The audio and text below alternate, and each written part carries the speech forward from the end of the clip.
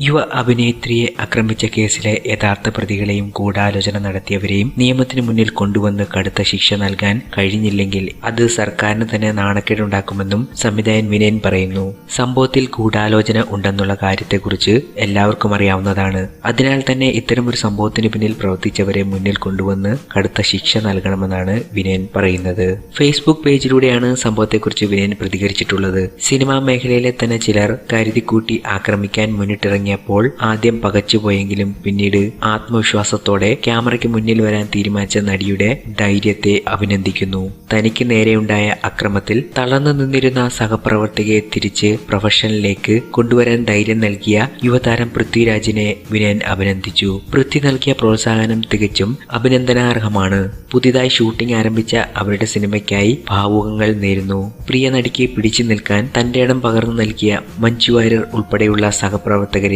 ഈ അവസരത്തിൽ അഭിനന്ദിക്കുന്നു. ആരും തകർന്നു പോകുന്ന അവസ്ഥയിലും ഈ കലാകാരി കാണിച്ച ആത്മധൈര്യം ഇന്നാട്ടിലെ എല്ലാ പെൺകുട്ടികൾക്കും മാതൃകയാണ്. വിനയന്റെ വാക്കുകൾ.